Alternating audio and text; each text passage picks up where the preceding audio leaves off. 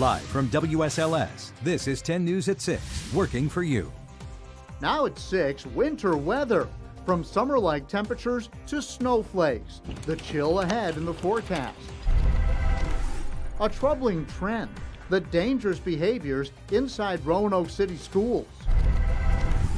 Sobering statistics in Southside.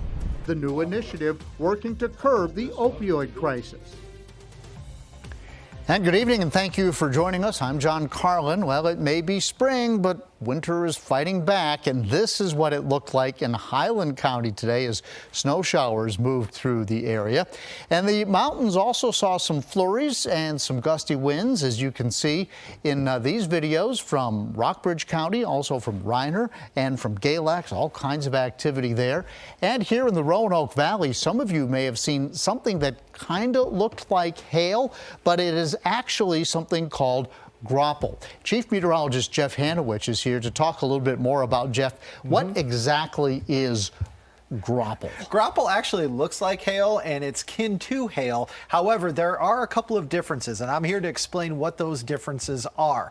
Now, in hail, it's ice from a storm, usually a thunderstorm, that is hard to the touch, okay? Graupel, on the other hand, is water on snow that is generally softer to touch. So again, graupel is something obviously you see more in winter. Hail is something you see more in the spring and summer coming from thunderstorms. Now, as far as the radar is concerned right now, there's not a whole lot happening. We're actually a little bit wetter, not more than about 4 to 6 hours ago. That being said, we're not completely dry. We have one little sprinkle just to the south of South Boston. We have a couple of rain showers very close to, if not right over, the northern part of Blacksburg.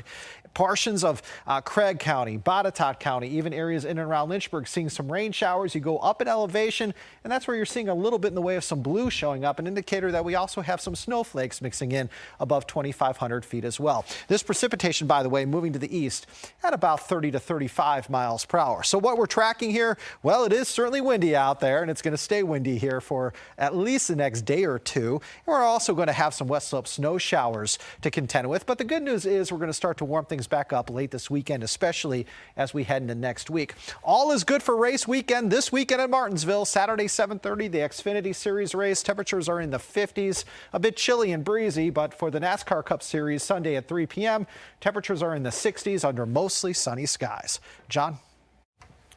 All right, thank you, Jeff. Make sure to download our app for updates on the forecast. There you can also submit photos and videos through the Pin It feature. I actually did that earlier today. All right, threats against Roanoke City Public Schools causing panic for parents and for families. 10 News submitted a Freedom of Information Act request, and we got back hundreds of pages of documents about how these incidents are tracked and reported. 10 News reporter Lindsay Kennett breaks down the data and concerns from principals. Bullying, drug use, and school threats. Roanoke City Public Schools are required to track incidents of violence and crime and report that data to the Virginia Department of Education every year. Assistant Superintendent of Student Services, Dr. Haley Poland, says that statewide reporting system was recently overhauled. Really, I think, helped us as a school division and also as teachers and school staff to really look at how do we intervene and how do we teach appropriate behavior, not just looking at that punitive consequence. Now, Roanoke City schools have to report threats made in the community, not just on campus. Whether it's a student caught with a gun or a domestic violence situation involving a teacher at their home. We are still responsible for responding to that threat, completing a threat assessment, and those would also be reported in those numbers. The change means that the reports from 2018, 19, and 20 look different than the reports from 21 and 22. So I looked at every report and highlighted the incidents involving threats. And here's what I found. There were 99 threats reported in the 2018-19 school year. Then 67 and 12 during COVID when schools were virtual, which Poland says skewed those numbers. Fast forward to 2021, there were 144 threats.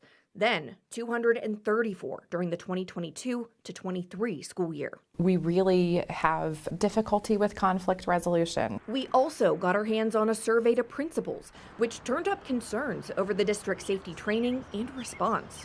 What do you have to say when principals are telling you, no, we don't think the communication is as good as it could be, no, we don't think the training or the response is where it should be? I think we've been responsive to that. So we've really done a lot of work over the past year. So we want to make sure that it's not just a one and done professional development, that it is a continuous conversation and continuous growth when we're talking about school safety. Lindsay Kennett, 10 News, working for you. Keeping families and communities safe is the idea behind a new initiative launched by the Pittsylvania County Sheriff's Office. 10 News reporter Duke Carter shows us what they're doing to combat the opioid crisis. I hope we can reduce some of these things in our community. Pittsylvania County Sheriff Michael Taylor wants to make sure fentanyl is not a problem in the county. I don't think we can arrest our way out of this problem. Which is why the sheriff is launching Operation Safe Communities as part of the governor's executive order issued May of last year. Now, the goal of the initiative is for the public to help identify and arrest those who are selling illegal drugs, like fentanyl, in the county by calling a hotline number. We want to identify those people that are profiting from the sale of drugs, and we want to prosecute them. Taylor says drug overdoses are a major problem in Virginia and the county. He says the latest available data from the state shows roughly 1,950 people died in the Commonwealth from fentanyl overdose in 2022. That problem does trickle down to Southwest Virginia. Taylor says in 2023, first responders with the Pittsylvania County Sheriff's Office answered 97 overdose calls. In the first quarter of 2024, first responders answered 28. If I never have to go to another funeral of an overdose victim, I'll be happy. The sheriff wants to institute a number of initiatives to make sure drug overdose is not a problem here in the area. The first is educating the public about the dangers of drug overdose, specifically fentanyl. The next is to provide assistance to those who are dealing with drug overdose. The third is giving specialized training to those first responders, to those who may have to answer that call. This is going to be a priority for us in the weeks and the months to come. The sheriff says people can call the Safe Community Hotline anonymously. Reporting, Duke Carter, 10 News, working for you. Natural Bridge Zoo is back in court today for post-trial motions. You might remember in March, an appeal found that the state was justified in seizing 71 of the 100 animals they took during a raid last December. This afternoon, the zoo's defense asked for a new trial, claiming that the prosecutor is biased.